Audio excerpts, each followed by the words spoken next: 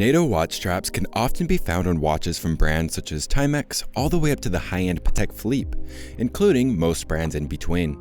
NATO watch straps offer amazing value and may be the perfect partner for your watch. Today, I'll share a brief introduction to this famed watch strap and how it became such a popular choice among watch aficionados across the world.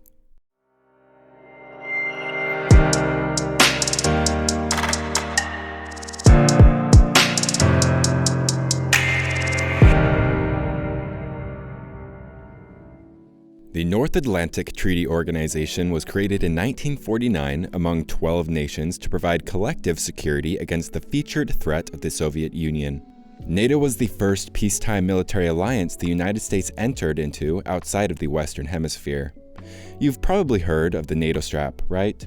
A watch wrist strap mainly used for two purposes, the first of which is the design and sheer stylish look. The second, the practicality, which shields the skin from exposure to metal parts found on a watch. Why did the strap receive and honor the Defense Alliance with their name? The short answer is they didn't. The NATO strap briefly made an appearance in the James Bond 1969 movie Goldfinger, featured on a diver's watch. In 1973, the British Ministry of Defense Standard developed a nylon strap similar to the one seen in the movie that was perfect for rugged conditions. The strap had the ability to stay on the wrist even if a spring bar popped out of one of the lugs. The way the strap is secured to the wrist, wrapped back through the nylon at the end, secures the case in place to the wrist with little movement.